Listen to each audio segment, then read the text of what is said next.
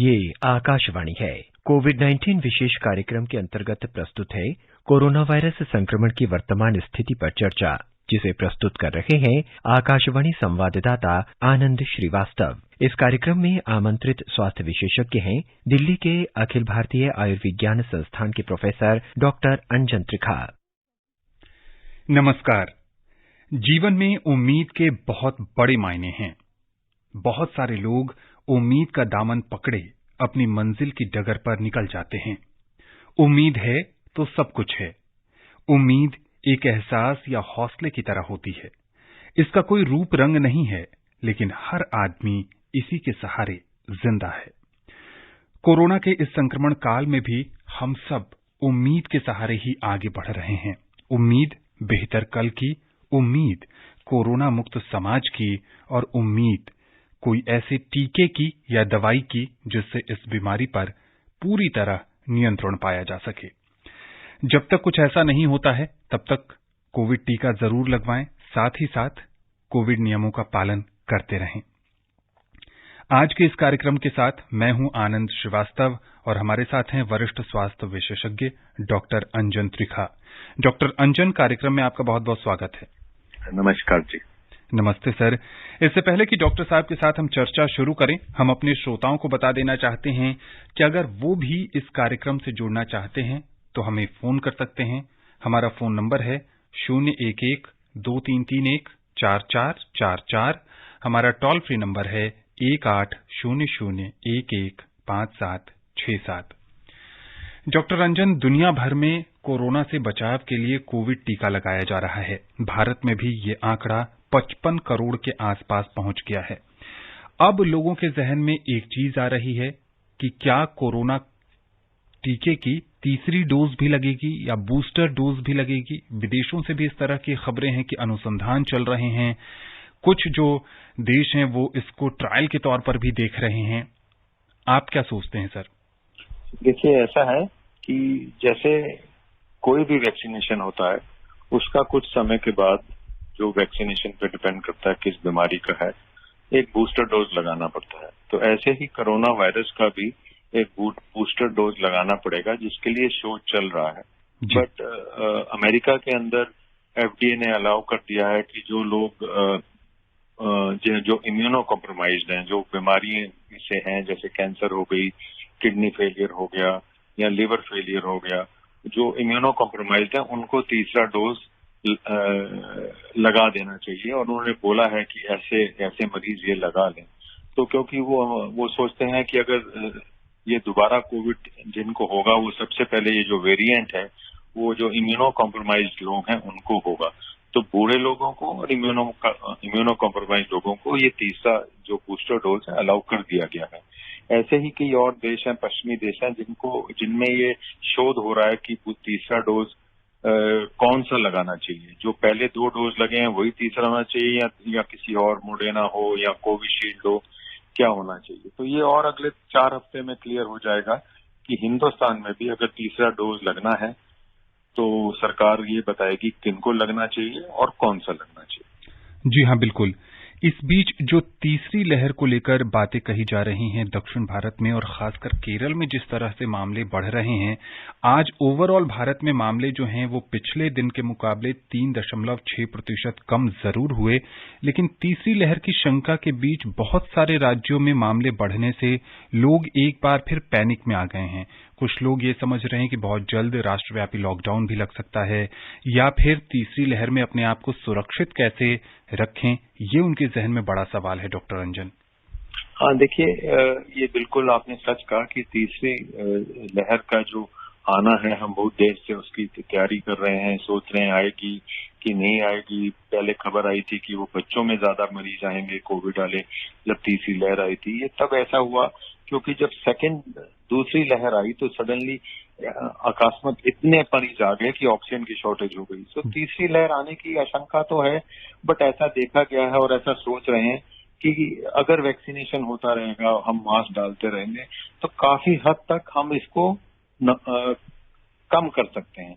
मरीज तो होंगे बट कम होंगे। ये अब आप पे मेरे पे डिपेंड करता है कि हम कितने एहतियात बरतते हैं, कितना हम वैक्सीनेशन लोगों को लगवाते हैं। और मैं हमेशा कहता हूं कि ये हमारी ड्यूटी है, ये हमारी देश की तरफ एक ड्यूटी है कि अगर हमें कोई ऐसा आदमी मिले, ऐसी औरत मिले, ऐसा कोई वृद्ध आदमी मिले जिसने वैक्सीन नहीं लगाया है, आप उनसे बात कीजिए, उनसे पूछिए क्यों नहीं लगाया। अगर उनके पास पैसे की कमी है तो उनको सरकारी अस्पताल भेज दीजिए या खुद ही अपनी तरफ से पैसा देके उसको वैक्सीन लगा दीजिए। ये वैक्सीनेशन ही हमारी जान बचाएगा। और ये सबसे बढ़िया बात ये मैं बताना चाहता हूँ, मैंने वैक्सीन लगा लिया है, बट क्या पता मुझे फिर भी इन्फेक्शन हो सके, तो मुझे दूसरों को भी लगवाना है। अपने आप को वैक्सीन लगा के आपको चुप नहीं बैठना है, तभी तीसरी लहर बच पाएगी। जी हाँ, बिल्कुल, बहुत अच्छी बात कह रहे हैं डॉक्टर अंजन कि आप सुरक्षित हैं। ये अच्छी बात है, आपने कोविड टीका लगवा लिया है, लेकिन जो आपके आस पड़ोस के लोग हैं, जो आपके परिवार के सदस्य हैं, या फिर आप जहां काम करने जा रहे हैं वहां के जो लोग हैं, उनको भी प्रेरित करने की जरूरत है। देश के एक जिम्मेदार नागरिक होने के नाते आप जितने लोगों को जागरूक कर सकते हैं वो इस महामारी से निपटने में बहुत ही सहायक साबित होगा। आकाशवाणी से इस कार्यक्रम का भी यही उद्देश्य है कि ज्यादा से ज्यादा जानकारी आप तक पहुंचाई जा सके और आपको स्वास्थ्य विशेषज्ञों के माध्यम से टीकाकरण के महत्व के बारे में बताया जा सके और कोविड नियमों के पालन के बारे में भी बताया जा सके। डॉक्टर अंजन, बहुत सारी जगहों पर अब सारी चीजें लगभग खुल गई हैं। दिल्ली की बात करें तो मेट्रो 100% क्षमता के साथ चल रही है, डीटीसी बस भी 100% क्षमता के साथ चल रही है।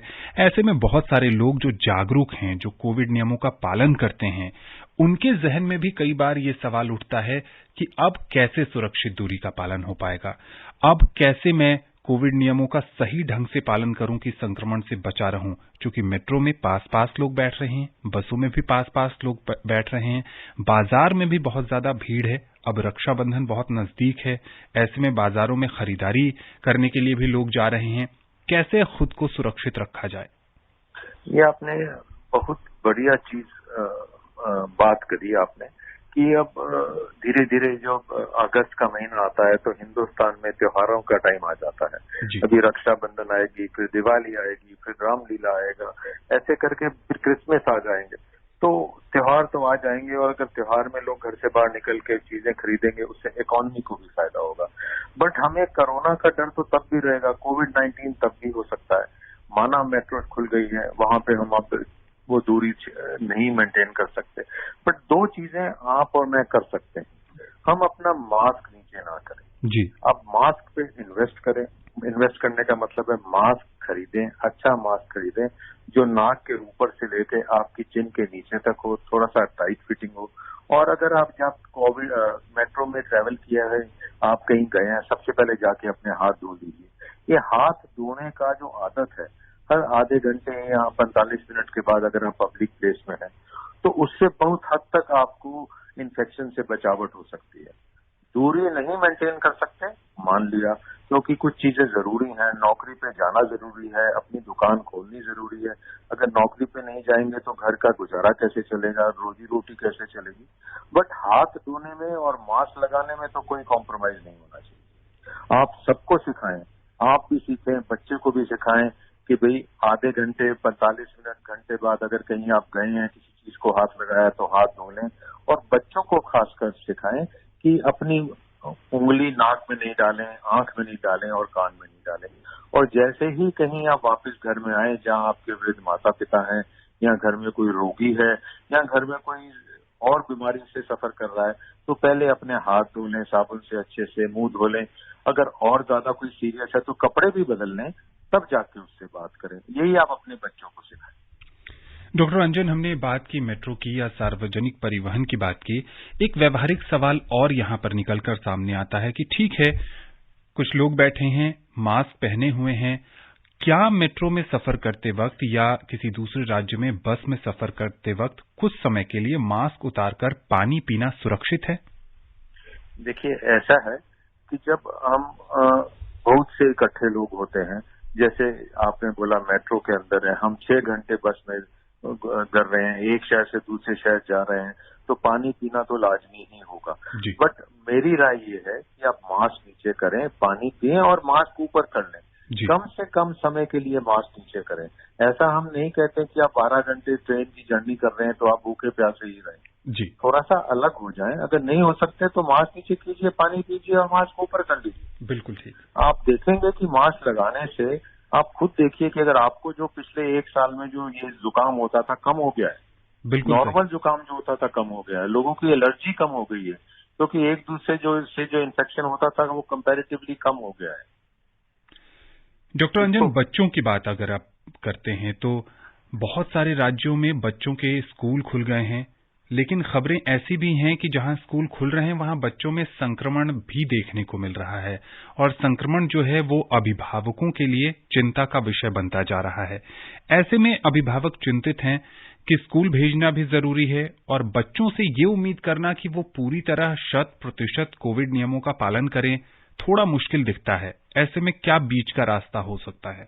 देखिए, जो आपने कहा वो बिल्कुल सही कहा कि ये जो सब आपने चीज बोली ये करनी बड़ी मुश्किल है, बट जो चीज मुश्किल होती है उसको ना करना तो कोई कारण नहीं होता। जी। आपने बिल्कुल ठीक कहा, बच्चों को स्कूल जाना लाजमी है। उनकी मनोवैज्ञानिक डेवलपमेंट नहीं हो रहा है। जी। आप कितने साल तक बच्चे को अपने कंप्यूटर के आगे बिठा के रखेंगे, खेलने नहीं देंगे, बच्चों के साथ बात नहीं करने देंगे, आमने सामने बैठ के। ठीक है, उसको स्कूल जाना है तो स्कूल थोड़े से, जैसे अभी कई सरकारों ने किया, स्कूल खोल दिए, स्कूल में इनसे बच्चे पॉजिटिव हो गए, दोबारा से स्कूल बंद कर दिए गए कई स्टेट्स में।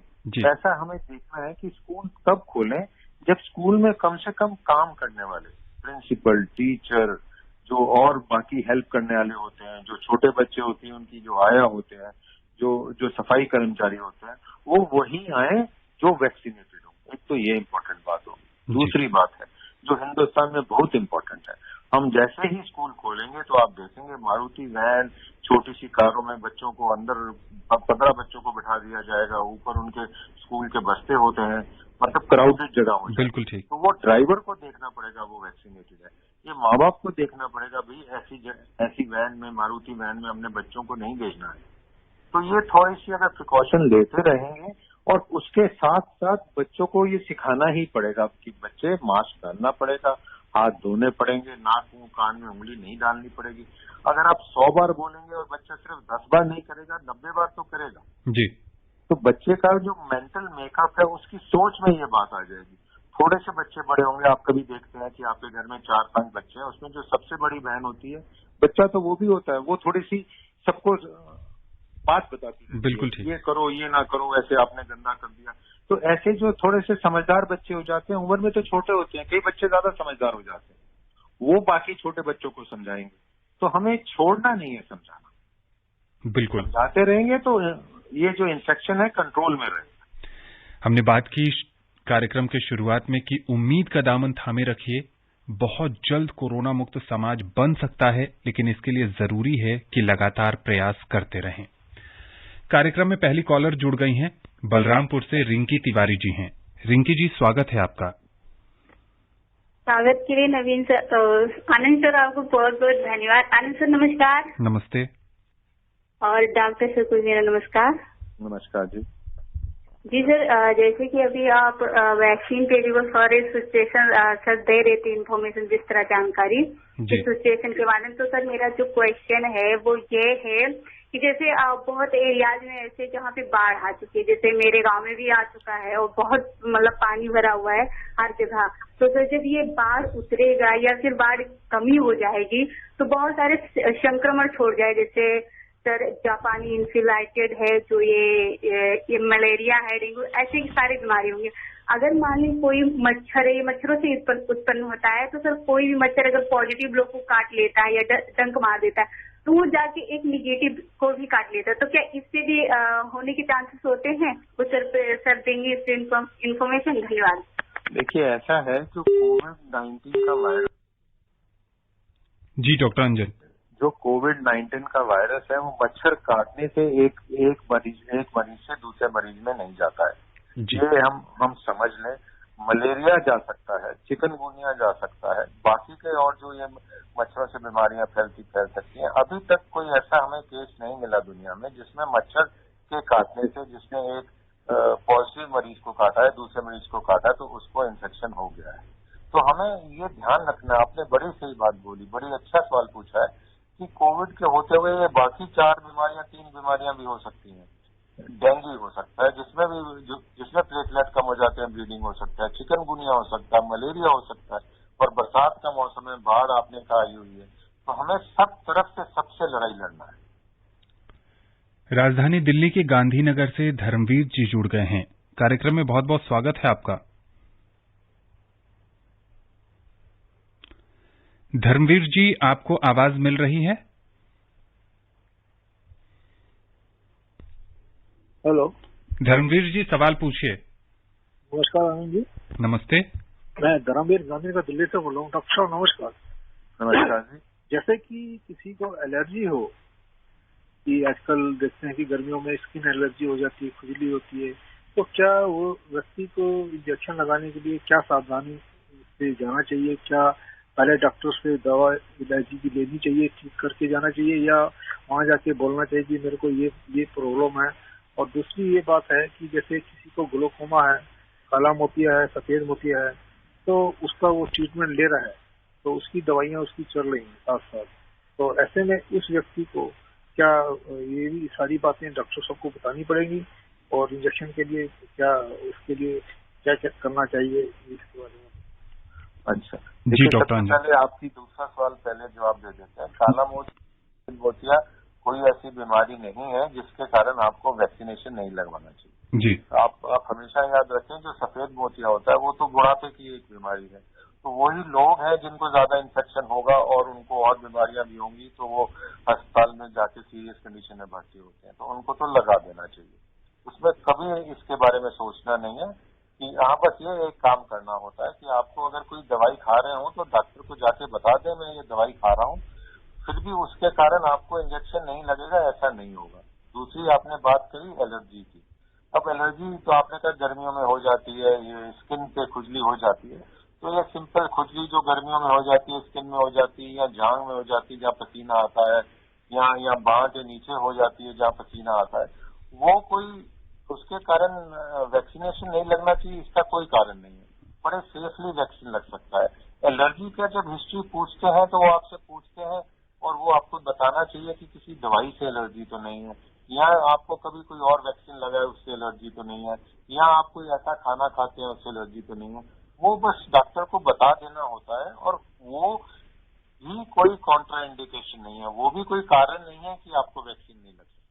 बट सब कुछ डॉक्यूमेंटेड होना चाहिए, डॉक्टर को पता होना चाहिए, वो डॉक्टर उसको नोट करेगा और फिर आपको वैक्सीन लगा के आपको घर भेज देगा। आपने अगर वैक्सीन लगाया तो आप देख सकते हैं, जब मैंने भी लगाया था वैक्सीन, मुझे भी वैक्सीन लगाने के बाद 45 मिनट एक अलग हॉल में बिठा दिया गया था, उससे पहले कोई आदमी घर नहीं जा सकता जी। ये इसीलिए किया जाता है कि अगर कोई रिएक्शन होना है, कुछ होना है, तो डॉक्टर के सामने ही हो। अब मैं इससे ज्यादा क्या कह सकता हूँ कि मुझे भी 45 मिनट बिठाया गया था। जी बिल्कुल। उत्तर प्रदेश के गाजीपुर से राम सकल चौधरी जी हैं। राम सकल जी, कार्यक्रम में स्वागत है आपका। नमस्ते। नमस्ते। नमस्कार जी, हमारा सवाल है सर कि वैक्सीन लगवाने के बाद किसका असर सर दर्द या बुखार का कितने दिनों तक चलता है सर? देखिए, ऐसा है कि सब लोगों को वैक्सीन लगाने से बुखार या सिर दर्द नहीं होगा, कुछ लोगों को होगा। अगर होगा तो बुखार के लिए तो जो पैरासिटामोल की गोली होती है वो आपको ले लेना होता है, और सिर दर्द के लिए भी वही लेना होता है। ये 1 या 2 दिन तक रहता है, उससे ज्यादा नहीं। मुंबई से राहुल पटेल जी जुड़ गए हैं। राहुल जी, स्वागत है आपका। धन्यवाद सर। मुझे ये जानना है कि अगर एक इंसान पहला वैक्सीन अगर मुंबई महाराष्ट्र में लेता है और जब उसका दूसरा वैक्सीन लेने का टाइम अगर आ जाता है और तब वो गुजरात में रहता है, तो क्या वो वैक्सीन ले सकता है? Thank you. जी डॉक्टर अंजन, व्यावहारिक सवाल है। हाँ, देखिए, अभी तक हमारे देश में सरकार ने ये बोला है कि जो आप वैक्सीन, जो ब्रांड का वैक्सीन आप पहली बार लगाया है, दूसरा भी वही लगाना है जब आपका समय आ गया है। अभी हम 2, 3, 4 डिफरेंट तरह के जो वैक्सीन मिलते हैं उनको मिक्स नहीं कर रहे हैं, तो आप कहाँ लगवाते हैं उसका फर्क नहीं पड़ता। आप एक वैक्सीन का पहला डोज कश्मीर में लगवा लीजिए, दूसरा जाके कन्याकुमारी में लगा लीजिए जब आपका टाइम आया, उसमें कोई फर्क नहीं पड़ता। मध्य प्रदेश के शिवपुरी से यशवंत जैन जी हैं। यशवंत जैन जी, बहुत बहुत स्वागत है आपका। हेलो जी, अपना सवाल पूछिए यशवंत जी। हाँ, पहले तो मैं आपको 75वीं स्वतंत्रता की वर्षगांठ पर आपको बधाई देना चाहता हूँ।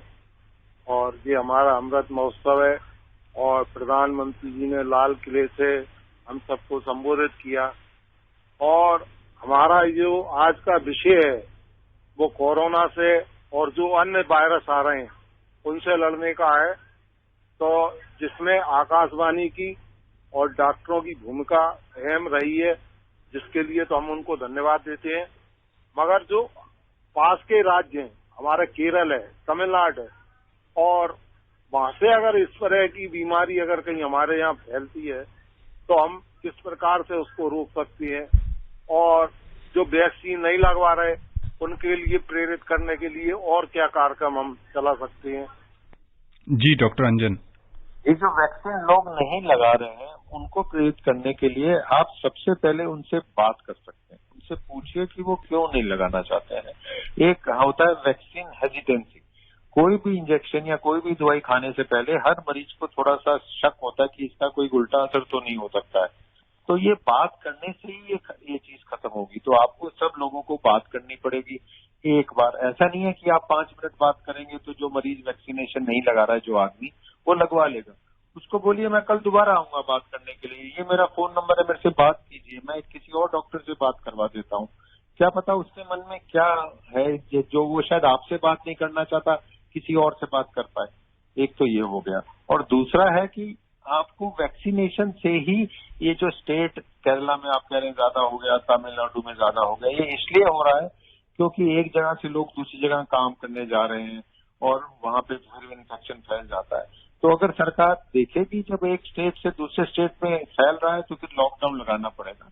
जब वायरस ज्यादा फैल जाता है तो लॉकडाउन ही से ही वो कंट्रोल में आता है। जी बिल्कुल। पंजाब से सद्दाम हुसैन जी जुड़ गए हैं, कार्यक्रम में स्वागत है आपका। जी हेलो जी, अपना सवाल पूछिए। जी, मेरा सवाल ये है कि जैसे कि मैंने पहली डोज को वैक्सीन की लगवाई है, पहली वैक्सीन, तो अगर दूसरी में कोविशील्ड लगवा सकते हैं या नहीं दूसरी पर? देखिए, अगर आपने पहली कोवैक्सीन लगाई है तो भारत के अंदर अभी गवर्नमेंट ऑफ इंडिया अभी आपको यही एडवाइस कर रही है कि आप कोवैक्सीन ही लगाएं, कोविशील्ड नहीं लगाएं। अभी इन दोनों को मिक्स मत कीजिए। सोशल मीडिया पे, व्हाट्सएप पे, अखबारों में कुछ ऐसी खबरें आ रही हैं कि कुछ पश्चिम के देश ऐसे शोध कर रहे हैं कि हम मिक्स करके क्या होगा और ज्यादा अच्छा हो जाएगा कि नहीं होगा। बट अभी हिंदुस्तान में सरकार ने ये एडवाइजरी नहीं निकाली है कि आप इन दोनों को मिक्स कीजिए। जी डॉक्टर साहब। उत्तर प्रदेश के महोबा से शिव नारायण पांचाल जी जुड़ गए हैं। शिव नारायण जी, कार्यक्रम में स्वागत है आपका। जी नमस्कार सर जी। नमस्ते सर जी, हम ये पूछना चाहते हैं जी कि एक डोज लग गया है, दूसरी डोज लगवा सकते हैं, फिर भी क्या क्या सावधानियां रखनी पड़ेंगी सर जी? जी डॉक्टर साहब, तो एक डोज लग गया है और आप वापस दोबारा डोज लगाने का समय आ गया है। सावधानी वही है जो आपने पहली बार बरती थी। अगर आप ठीक हैं, आपको कोई बीमारी नहीं है अभी, और तो आप दूसरी डोज पे जो सरकार कहती है इतने दिन बाद चले जाएं, वो चले जाएं और वो डोज लगा के आ जाएं। बुखार हो तो फिर वो बुखार की दवाई खा लें, अगर थोड़ा सा सिर में दर्द हो तो सिर दर्द की दवाई खा लें, और कोई ज्यादा प्रिकॉशन नहीं रखें, सावधानी नहीं बताएं। उत्तर प्रदेश के रायबरेली से रामशंकर वाजपेयी जी हैं। रामशंकर जी, स्वागत है आपका। नमस्कार सर।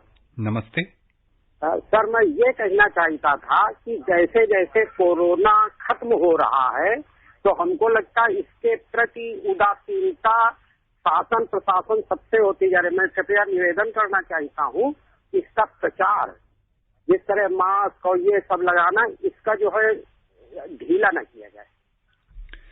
बहुत अच्छी सोच है आपकी रामशंकर जी कि आप लोगों को जागरूक करना चाह रहे हैं, और देश के जिम्मेदार नागरिक होने के नाते हम सबका ये कर्तव्य बनता है कि जो सरकार की मुहिम है कोरोना मुक्त समाज के निर्माण की, उसके लिए कोविड नियमों का हम सब पालन करें और कहीं से भी लापरवाही न बरतें। सावधानी हटी और दुर्घटना घटी वाली जो कहावत है वो इस अदृश्य दुश्मन के साथ बहुत सटीक बैठती है। इसलिए जहां भी जाइए मास्क लगाइए, सैनिटाइजर का प्रयोग करिए और जहां तक संभव हो सुरक्षित दूरी का पालन करिए। मध्य प्रदेश के रीवा से वीरेंद्र सिंह जी जुड़ गए हैं। वीरेंद्र जी, स्वागत है आपका। जी सर, नमस्कार। डॉक्टर साहब को भी नमस्कार। नमस्कार जी। डॉक्टर साहब, मैं ये पूछना चाहता हूँ कि किसी व्यक्ति को बार बार सर्दी जुकाम हो जाना और फिर ठीक हो जाना, और अगर उसकी जांच करवाए कोरोना की तो नेगेटिव निकले, तो बार बार सर्दी जुकाम होना चाहिए कोरोना के लक्षण हो सकते हैं? नहीं, ऐसा है कि बार बार सर्दी जुकाम हो जाता है तो ये कोरोना के लक्षण बड़े नहीं है। वो मरीज को कोई एलर्जी होगी, जैसे ही मौसम बदलता है या कई लोगों को किस जगह के जो फूल पौधे होते हैं उनका जो वो पोलन ग्रेन्स होते हैं उनसे हो जाती है, या और किसी चीज से एलर्जी हो जाती है, इसलिए बार बार वो नाक बहने लग जाता है, थोड़ा सा सर्दी जुकाम लगता है।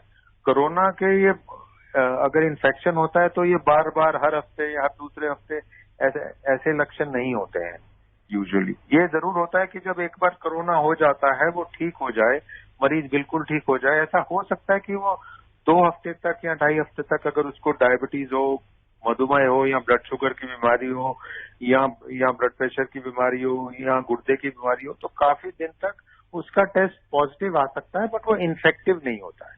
जी। राजधानी दिल्ली से रमेश कुमार जी जुड़ गए हैं। रमेश जी, स्वागत है आपका। नमस्कार सर। नमस्ते। डॉक्टर साहब नमस्कार। नमस्कार जी। हाँ डॉक्टर साहब, मैंने आज कोवैक्सीन लगवाई है सेकेंड डोज जी, और उसके बाद मैं अब ये क्या प्रिकॉशंस लूं, जैसे मैंने बाहर जाना है या कहीं अपना मार्केट वगैरह में या कहीं ऑफिस वगैरह में जाना है, तो मुझे क्या प्रिकॉशन लेने चाहिए? कोई इन्फेक्शन वगैरह ना हो तो उस वजह से क्या अभी निकलना चाहिए या मुझे नहीं अभी तक? देखिए, ऐसा है कि जब आपने सेकेंड डोज लगा लिया है तो सेकेंड डोज लगाते ही ये नहीं है कि आप सुरक्षित हो गए हैं। आपको मास्क इस्तेमाल करना है और जो बाकी के जो प्रिकॉशंस ले रहे हैं वो करते रहना है। ये 2 हफ्ते 2.5 हफ्ते के बाद ही आपको दूसरे डोज का पूरा असर आता है। और हमेशा याद रखिएगा कि कोई भी वैक्सीन, जितने 4-5 हमें हिंदुस्तान में मिल रहे हैं, पूरी दुनिया में मिल रहे हैं, कोई भी 100% गारंटी सेफ्टी की नहीं देता है। कोई 60%, 70%, 70%, 75%, 80%।